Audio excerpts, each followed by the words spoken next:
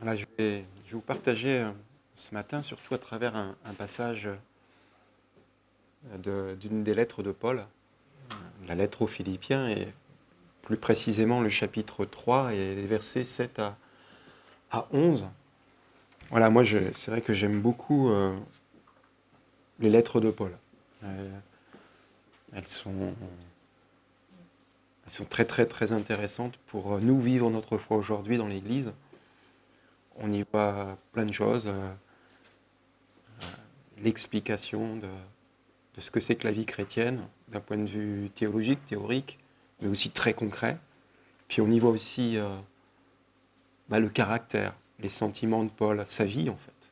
Il s'y dévoile de multiples façons. Et dans ce passage-là, je trouve qu'on voit toute la passion de Paul pour son maître, pour le Seigneur. Et il y a quelque chose qui revient deux fois et qui est l'objet de la prédication aujourd'hui. Alors je vais lire ce passage doucement, parce que moi je l'ai en parole vivante, je sais que beaucoup d'entre vous ont la seconde. Et, mais pour vous aider à reconnaître l'objet du message d'aujourd'hui, euh, je, je vais vous poser deux questions. Et les réponses à ces questions, ça va faire tilt quand on va les lire dans ce passage. C'est, d'après vous, quel est pour Paul le bien le plus précieux? Voilà. Et la deuxième question, c'est quelle est pour Paul son ambition absolue? Et la réponse à ces deux questions, c'est la même chose. Et vous allez le reconnaître quand je vais lire ce passage. Mais je vais le lire entièrement parce que à travers ce passage, on va comprendre aussi certaines choses que je développerai après. Voilà. Hein, il est très riche et on va un peu le fouiller, l'ouvrir et se laisser interroger par ce passage aujourd'hui, hein, qui est un passage bien connu, mais que vous reconnaîtrez moins parce que en parole vivante, il est plus détaillé. Puis bon, voilà. Alors ça commence comme ça, au chapitre 7, Philippiens 3, c'est « Autrefois, ces prérogatives étaient à mes yeux autant de sujets de fierté. » Alors je précise que ces prérogatives, il l'explique un peu avant au verset 5. Hein, je peux vous lire, c'est circoncis le 8e jour, membre par naissance de la race d'Israël, de la tribu de Benjamin, fils de parents juifs, de pur sang hébreu, par attachement pour la loi, j'entrais dans le parti rigide des pharisiens, et quant à mon zèle, ma persécution fanatique de l'Église en fait foi face aux exigences de la loi, j'étais sans reproche. Il était fier de sa vie précédente, de pharisien, de, entre guillemets, fanatique de Dieu. Je crois sincèrement que Paul avait un cœur, déjà à cette époque-là, pour Dieu en fait. Mais il n'avait pas compris, il n'avait pas tout compris, il n'avait pas compris qui était Jésus, il n'avait pas compris ce que c'était que vivre vivre l'amour de Dieu et servir Dieu. Et toute sa fierté était dans son identité juive, appartenant à la tribu de Benjamin, qui était une des plus respectées du peuple d'Israël. Et puis, il ne le développe pas dessus, mais on peut bien sûr comprendre aussi toute la science, toute la connaissance qu'il avait, tout son avenir radieux qui l'attendait d'un homme respecté et admiré, sans doute avec des responsabilités dans un poste de religieux qui était le summum de la position sociale de l'époque. Et voilà, je fais ce petit aparté pour bien comprendre ce qu'il disait, autant de sujets de fierté. Mais toute cette fierté, continue-t-il, à cause de Christ, je suis arrivé à reconnaître leur inutilité. J'ai appris même à les considérer comme nuisibles, tous ces objets de sa fierté. Et je les ai rejetés. Oui, continue-t-il au chapitre 8, je persiste encore aujourd'hui à leur dénier toute valeur. Je vais même plus loin, tout me semble une perte en comparaison du privilège inestimable d'avoir pu reconnaître en Jésus-Christ mon Seigneur. Le bien le plus précieux, celui qui de loin surpasse tous les autres, c'est de le connaître et de le comprendre de mieux en mieux. Pour l'amour du Christ, je me suis dépouillé de tout, considérant mes avantages comme bons à être mis au rebut quand il s'agit de gagner le Christ. Une seule chose m'importe. Nous arrivons au verset 9. Être reconnu pour un des siens et être uni à lui. J'ai renoncé à chercher l'agrément de Dieu sur la base de l'accomplissement d'une loi. Je ne possède donc plus de justice personnelle due à mes propres efforts. Si je suis juste aux yeux de Dieu, c'est parce que j'ai placé ma confiance en Christ. La justice donnée par Dieu naît de la foi et s'appuie sur elle. Mais croire en Christ, c'est lui faire confiance. C'est faire plus intime connaissance avec lui. Et là, on arrive au deuxième passage que je vous avais dit, la deuxième question. Or, c'est là toute mon ambition. 2 points. Le connaître de mieux en mieux. Expérimenter la puissance émanant de sa résurrection et communier à ses souffrances en mourant avec lui. Oui, j'aspire à être continuellement transformé en partageant sa mort, afin de vivre aussi de la vie nouvelle de ceux qui ont été réveillés d'entre les morts. Voilà, vous avez eu la réponse à ma question, hein, si vous m'avez écouté. Et le sujet d'aujourd'hui, c'est connaître Dieu. Hein. Qu'est-ce qui était pour Paul le bien le plus précieux? Il le dit, celui qui de loin a le bien le plus précieux surpasse tous les autres, c'est de connaître, c'est de le connaître. Et aussi de le comprendre de mieux en mieux. Et au verset 10, or c'est là toute mon ambition, quelle est toute son ambition, une fois de plus, c'est de le connaître de mieux en mieux. Donc, oui, c'est le sujet d'aujourd'hui. On va voir tout ce qui est sous-tendu par ce mot, connaître Dieu. Qu'est-ce que ça veut dire? Est-ce que c'est important? La réponse, on l'a déjà, hein, avec Paul. C'est quand même pas rien, parce qu'on aurait pu croire que toute son ambition, vous savez qu'il était apôtre et qu'il fondait des églises, et que toute son ambition pouvait être que l'église de Christ croisse. Et je pense que c'était une partie de son ambition. C'est quelque chose de très important. Il désirait lui-même croître spirituellement, se dépouiller de tout. Et un peu plus loin dans ce passage, il dit qu'il n'a pas encore atteint la perfection. Et je pense qu'un des grands buts de sa vie, c'était d'atteindre la perfection. Mais il accorde quand même, dans ce passage, une attention toute particulière au fait de connaître Dieu, comme étant le plus grand bien qu'il puisse connaître, et comme étant son ambition absolue. Alors donc, c'est pas rien quand même. Alors, voilà, pour développer un peu ce sujet, je le fais en 3 parties. Je vais dire quels sont les enjeux de connaître Dieu. Je vais en donner quelques-uns. Je ne prétends pas répondre à tout. Je pense que c'est assez profond, mais pour qu'on puisse comprendre en quoi c'est important. Puis après, on verra un peu ce qui empêche de connaître Christ, qui sont, en étudiant ce passage, hein, quelques raisons qui sont écrites dans ce passage qui nous permettent, qui nous empêchent de connaître Christ. Et puis on finira, comme souvent, hein, qu'est-ce qui va nous aider à mieux le connaître. Voilà. Alors, connaître Christ, quelques enjeux. En préparant ce message, j'ai pensé à ce que Anso avait reçu d'un de ses amis de l'église de Valenciennes, qui lui posait la question, mais pour toi, c'est quoi craindre de Dieu? Quelle est ton expérience dans ta crainte de Dieu? Est-ce que tu peux me témoigner un peu quand est-ce que tu as craint Dieu et quand ça s'est installé dans ta vie? Et puis, c'est vrai que c'est une question qui n'est pas si facile que ça. On était un peu perplexe. On disait, mais qu'est-ce que c'est craindre Dieu? Alors, c'est vrai que dans cette église, je pense que vous êtes tous au courant que craindre Dieu, c'est le vénérer profondément et non pas trembler de peur devant lui. Hein. Par contre, on peut, c'est vrai, craindre sa colère, en fait, et les conséquences du péché, ça, on peut bien le craindre.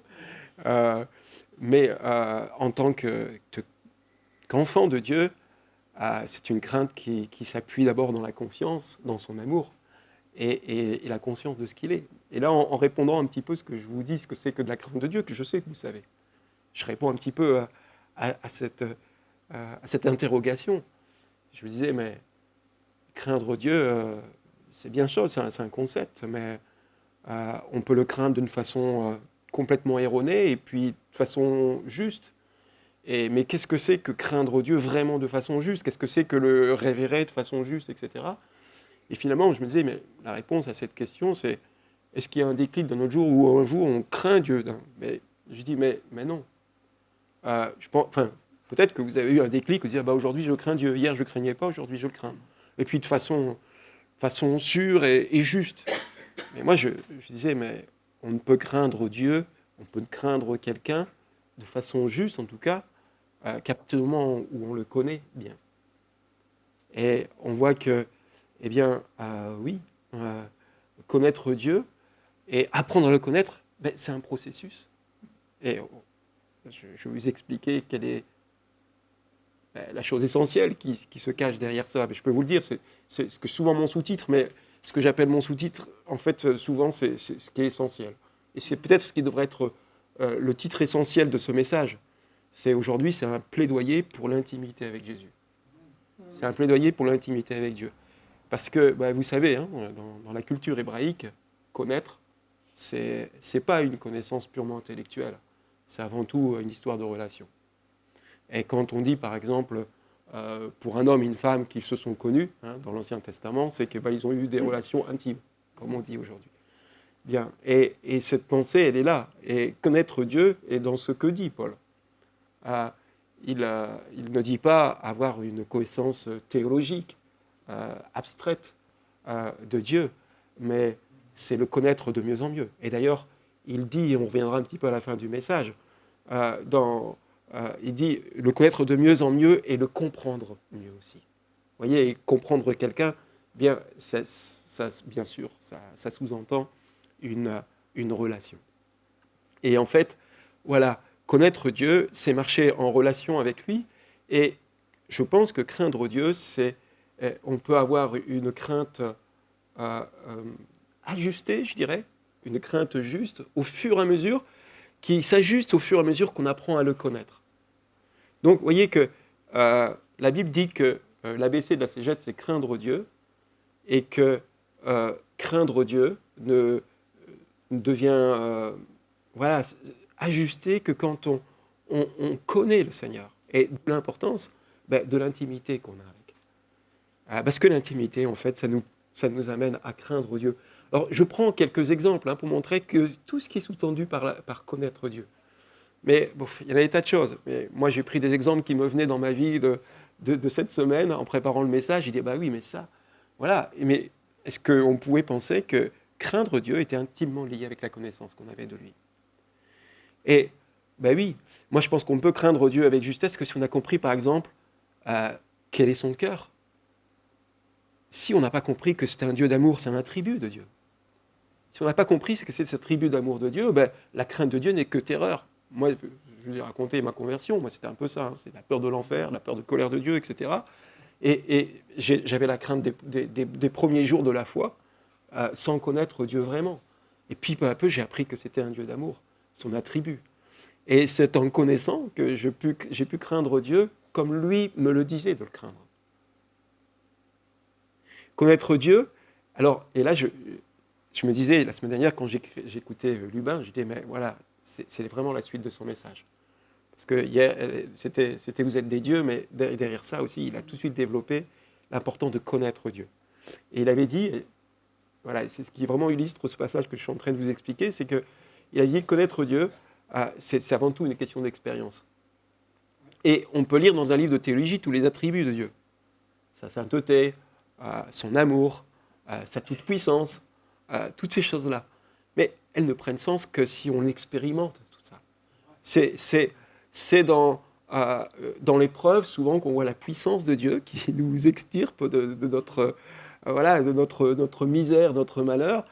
Quand on lutte contre le péché, c'est peu à peu, quand on désespère de nous-mêmes, qu'on crie à lui, qu'on laisse agir, et je vais développer cet aspect-là après, qu'on fait connaissance de ta toute-puissance et de sa bienveillance.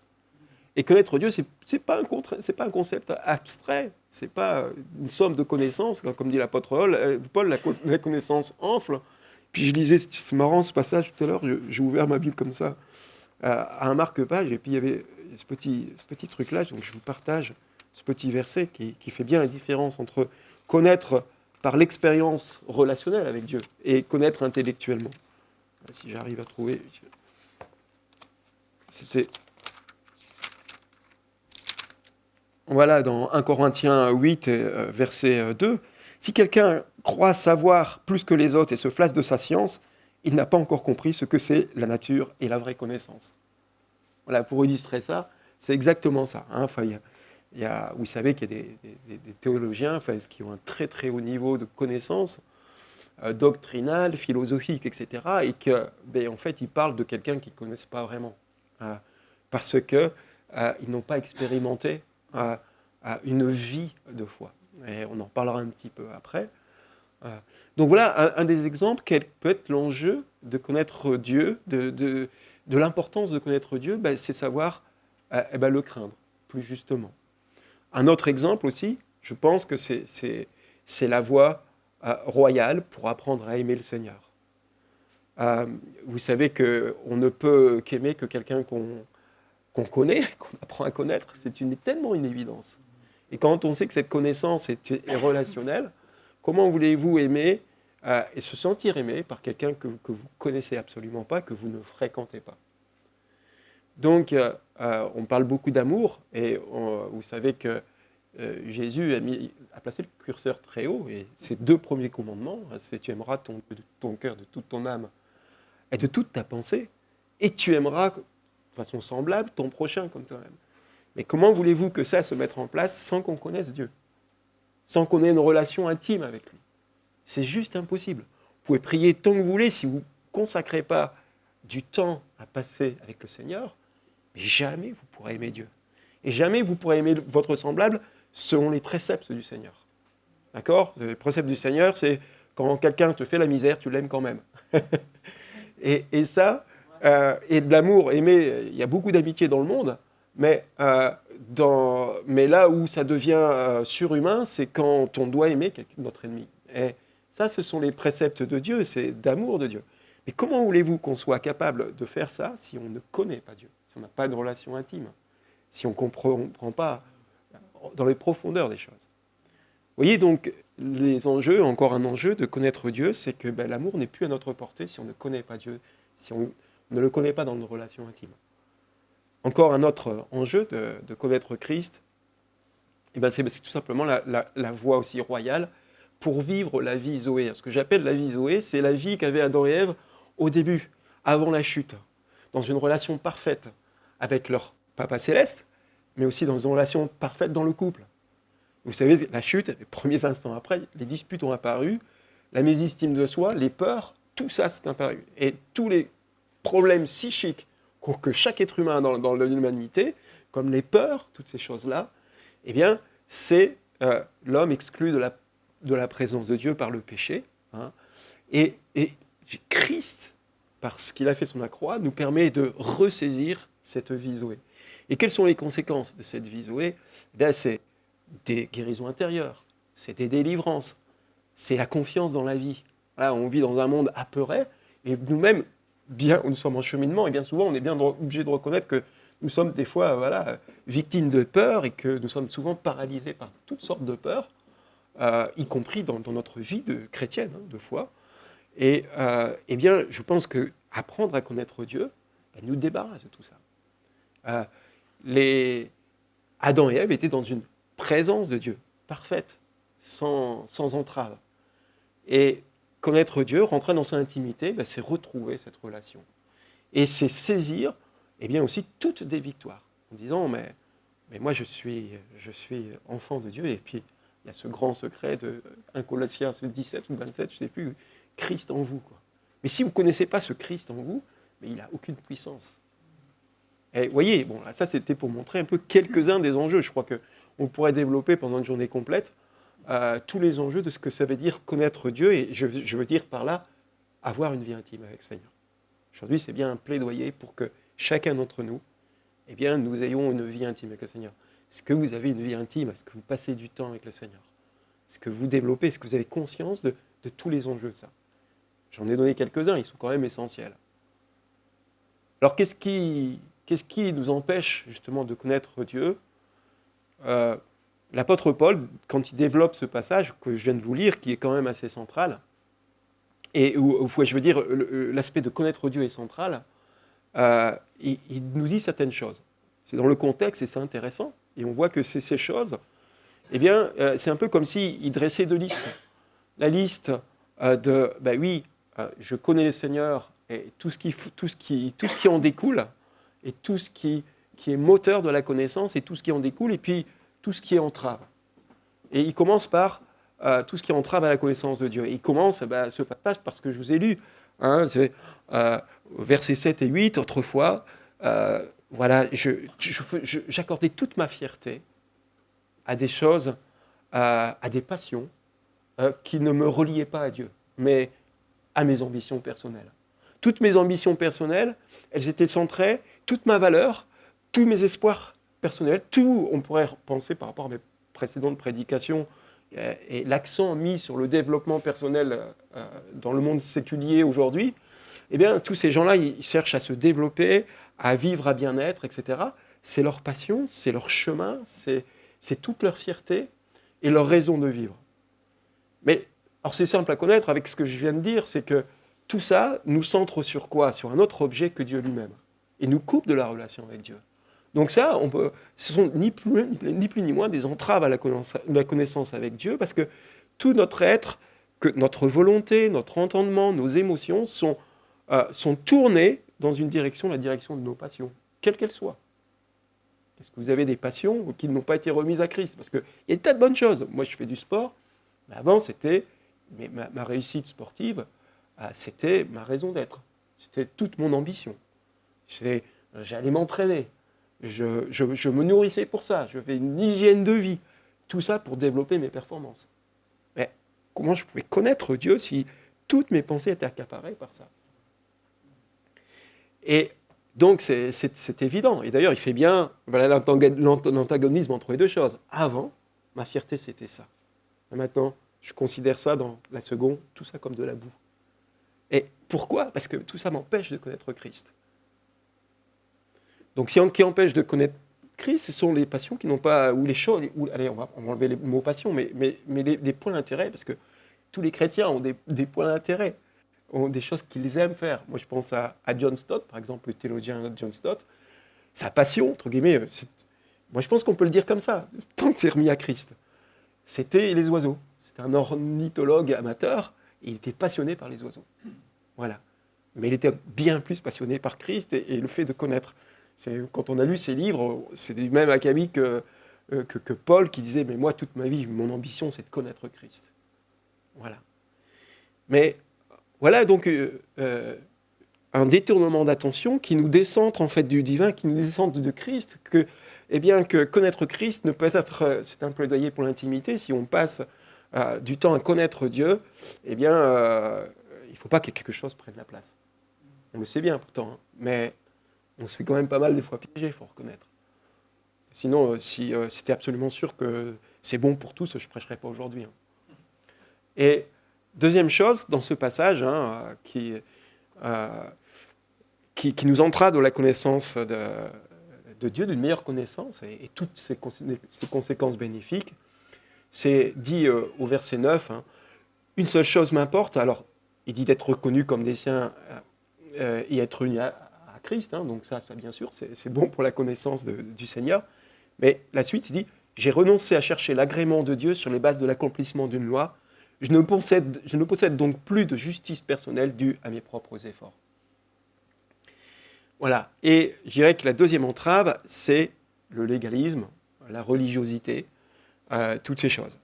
Et pour la même raison que le premier point où les passions nous détournent de Christ, le légalisme, la sécurité par les œuvres, les gains de la faveur de Dieu par tout ce qu'on fait et en disant « je suis OK avec Dieu », eh ben, ça nous empêche, ça nous coupe de notre relation avec Dieu. Parce que on l'a chanté tout à l'heure qu'on a besoin de Dieu, et quand on a besoin de quelqu'un, on va le chercher, c'est pas vrai? Et quand on est un légaliste et un pharisien en fait, on se sécurise par ce qu'on fait et on se tourne vers soi, vers ses capacités à se sauver soi-même et on se tourne vers ce qu'on doit faire, ses œuvres. Mais on ne regarde plus Dieu. On n'a plus besoin de le regarder puisque nos œuvres le satisfont. On pense que nos œuvres le satisfont. Et en fait, on se coupe d'une vraie relation de dépendance à notre Papa Céleste, et puis aussi de la conscience de sa grâce, de son amour, qui est une connaissance de ce qu'il est. Et donc, ben oui, voilà, dans ce passage d'Éphésiens, de Philippiens de Paul, ben, il nous montre aussi que c'est une force antagoniste à la connaissance de Dieu. Il y a la connaissance de Dieu, le désir, comme il dit, d'être reconnu comme l'un des siens et d'être uni à lui, et puis, juste après, j'ai renoncé à ça. C'est-à-dire que si je ne renonce pas à ça, si je ne fais pas attention à cet aspect-là, eh bien, je ne peux pas grandir dans la connaissance de Dieu. Et alors là, je me prive du meilleur. Parce que grandir dans la connaissance de Dieu, eh bien, c'est ce qu'il y a de meilleur. C'est ce que dit Paul. C'est toute son ambition, c'est son bien le plus précieux. Et là aussi, je sais que je prêche plus ou moins des convaincus, mais honnêtement, des gestes religieux, moi j'en ai tellement dans ma vie. Et l'essai de Seigneur, moi souvent je dis, mais Seigneur, sonde-moi, montre-moi où j'en suis, montre-moi si je suis sur le chemin. Et puis il vous montrer dans certains endroits où vous êtes des grands religieux encore, et où vos motivations ne sont pas bonnes, et où vous satisfaites de vous-même. Vous satisfaites plutôt de vous-même, je crois qu'il faut dire. Voilà. Et j'aime bien cette pensée de Timothée Keller, c'est un auteur que j'aime bien. Il dit « L'ironie bien chrétienne, c'est de voir l'être humain tenter vainement de devenir un être divin. » Et c'est ça un peu, c'est-à-dire qu'on n'a plus besoin de Dieu, on vient divin nous-mêmes, on s'applique nous, on se centre sur nous, sur nos capacités, sur nos efforts, sur notre théologie, sur notre doctrine. Mais on oublie que tout dépend de Dieu et de notre relation à lui. Et que le Seigneur, il a dit, mais c'est moi qui va te sanctifier. André, il l'avait cité mardi, Philippiens 1,6, il achèvera l'œuvre qu'il a commencée, mais c'est le Seigneur qui l'accomplit, c'est pas nous. Et c'est d'aller à lui, mais Seigneur, vas-y, parce que des fois, je crois qu'on a un peu attristé de qui nous sommes encore. Hein. Nous sommes sur un chemin de progression. Et c'est de se tourner que vers le Seigneur et dans une intimité avec lui que je crois qu'on peut recevoir son rayonnement et puis notre espérance bien placée. Voilà. Et puis, ce qui dépend aussi, un troisième point, mais là aussi, je ne présente pas des trucs complets dans ce qui empêche de connaître Christ. Je pense qu'il y a énormément de choses. Mais c'est de ne pas lui faire confiance. Et de toute façon, c'est lié avec la religiosité. Parce que la religiosité, qu'est-ce que c'est ? Je dis toujours, le pharisianisme a deux mamelles. Hein. Il y a l'orgueil et la peur, en fait. Et le manque de confiance. Celui qui est religieux, il sait se rassurer par les actes, en fait. Et c'est cette rupture, faire manque de confiance, c'est une rupture relationnelle. Par exemple, dans un couple, s'il n'y a plus de confiance, il y a vraiment un danger qu'il faut essayer de résoudre, parce que c'est la menace d'une rupture relationnelle. Le manque de confiance, c'est tu peux dire ce que tu veux, moi je ne crois pas en toi. J'ai confiance en moi, en mes capacités. Je prends toujours l'exemple de quand j'ai eu mon problème de berlingot avec le contrôle technique, et puis je dis Seigneur, aide-moi à trouver une solution, et puis j'étais sur Internet pour trouver les solutions 5 minutes après. Voilà, qu'est-ce que je fais ? Est-ce que j'étais dans la relation à Dieu ?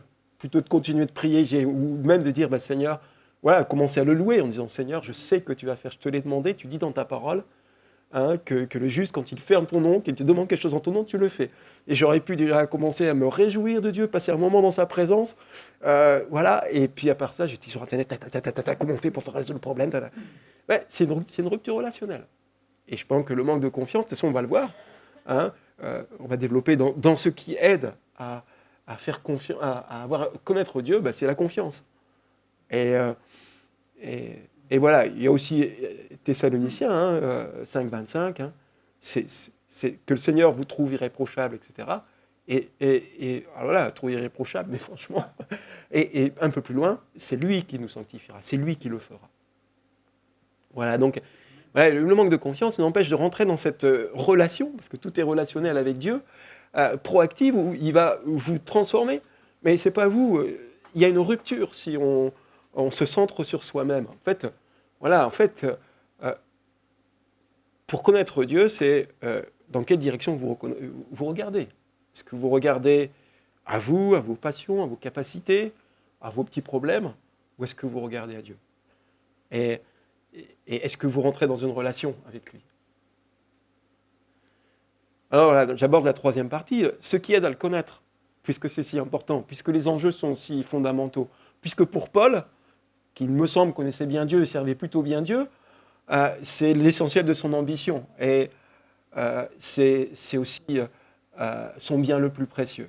Alors, qu'est-ce qui peut nous aider à le connaître ? Eh bien, j'ai l'impression de finir, et en fait, c'est pas que j'ai l'impression, c'est que je finis chaque prédication de la même façon. Quelques problèmes que j'aborde, on en vient toujours à la même chose. Qu'est-ce qui aide à le connaître ? C'est en écoutant ce qu'il a à nous dire.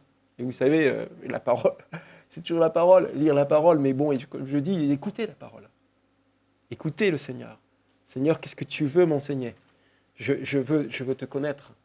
Je veux te connaître mieux. Parle-moi. Et franchement, c'est une des grandes raisons de la Bible. C'est le connaître. Hein. D'ailleurs, il me semble que c'était le propos de Lubin. Il l'a dit la semaine dernière. Lubin, l'Écriture, la Bible, la parole, elle est là, c'est pour révéler Dieu. C'est pour que nous le connaissions. Et alors, ça pourrait être un concept moraliste. Hein. Tu lis la Bible, tu es un bon chrétien. Tu ne lis pas la Bible, tu es un mauvais chrétien. Mais c'est tout sauf un concept moraliste. C'est juste une nécessité. C'est essentiel. On ne peut pas rentrer, on ne peut pas ressaisir la vie Zoé dont je vous ai parlé sans connaître Dieu. Et sans lire la Bible, c'est juste pas possible. C'est un des moyens qu'on dit travailler à votre salut. C'est un outil que Dieu nous a donné, c'est la Bible, pour travailler à notre salut, pour conserver, pour comprendre, pour grandir dans cette connaissance. Ce qui aide aussi à mieux le connaître, c'est communier, c'est passer du temps. Ça, je vous l'ai dit, aujourd'hui, c'est un plaidoyer pour l'intimité avec Jésus, pour l'intimité avec Dieu, pour passer du temps avec lui. On prend souvent l'exemple des 3 disciples qui étaient beaucoup plus proches de lui. Ça se fait rapprocher. Tout ce qu'il en a émané. Voilà, c'est leurs lettres. La lettre de Jacques, la lettre de Pierre. Voilà, et l'importance d'être proche de lui. C'était, on peut dire, des privilégiés, mais aujourd'hui, nous sommes tous des privilégiés potentiels. Voilà. Je dirais la troisième chose, voilà, je l'ai dit en négatif juste avant, je dis ne pas lui faire confiance, c'est se couper de la relation à Dieu, et lui faire confiance, c'est rentrer dans cette relation. Et il y a le verset 10 qui est vraiment parlant pour ça. Hein, il dit, mais croire en Christ, lui faire confiance, c'est faire plus intime connaissance avec lui. Croire en Christ, lui faire confiance, c'est faire plus intime connaissance avec lui. Voilà, on est vraiment dans le cœur du sujet, là. Hein. Et moi, je pense, par exemple, que le personnage biblique qui illustre mieux ça, c'est Abraham. Il a quitté sa zone de confort. Et on voit quelqu'un qui ose quitter sa zone de confort, qui écoute et qui obéit à Dieu. Donc on peut dire aussi que obéir à Dieu, quelque part, ça nous permet de mieux le connaître, parce qu'il a reçu cet ordre, il est allé, il a osé. Et puis il a appris à le connaître. Et moi, je pense qu'un des moments de la vie d'Abraham où on le voit, où il connaît le mieux Dieu, c'est au sacrifice d'Isaac. Parce que si on ne connaît pas Dieu, on dit, mais cet homme, c'est un fanatique, c'est un fou. Il tue son fils, il s'apprête à massacrer son fils. Il faut être complètement barjot. Il a perdu la raison. Mais en fait, et on le sait, si Abraham a levé son couteau, c'est parce qu'il connaissait Dieu. Et il savait que Dieu lui redonnerait son fils, parce qu'il y avait sa promesse derrière. De ton fils, te naîtra une multitude, etc. Et alors, il ne savait pas comment Dieu allait agir. Lui, il pensait sans doute qu'il allait le ressusciter, puisqu'il s'apprêtait à le tuer. Et en fait, il a agi avant qu'il le fasse. Mais c'est bien parce que Abraham a appris, en quittant son confort, à connaître Dieu, qu'il a osé faire ça. Parce que, voilà, il est allé jusqu'à l'obéissance dans la connaissance de Dieu. Et je trouve ça, c'est fort, quoi. Donc, oui, quand il vous dit quelque chose, le Seigneur, faites-lui confiance. Même si ça vous semble impossible. Quand il vous demande de quitter votre zone de confort, faites-lui confiance. Parce qu'il est quand même digne de confiance. Et si vous manquez de confiance, eh ben, le fait de lui obéir, ça vous permettra de mieux le connaître, de rentrer dans une meilleure... Voilà, parce que vous allez le voir agir. Vous allez être obligé, en quittant votre zone de confort, de lever la tête, comme le dit dans le psaume, d'où vient le secours vient de la montagne, enfin de l'Éternel, quoi. Mais je lève les yeux pour le rencontrer, pour rentrer dans une relation avec lui. Et une troisième chose que j'ai mis pour aider à comprendre, alors à le connaître, c'est intéressant, c'est apprendre à le comprendre. Et je dirais que, donc là je vais reprendre un peu, c'est au verset 8, la deuxième partie du 8, le bien le plus précieux, celui qui de loin surpasse tous les autres, c'est de le connaître, et puis l'apôtre Paul ajoute, et de le comprendre de mieux en mieux. Et moi j'aime bien ce mot comprendre. Je ne suis pas sûr de connaître l'origine étymologique de ce mot-là, parce que je ne pense pas que ça soit ça, mais moi je le vois comme ça. Parce qu'en latin, comme, c'est avec.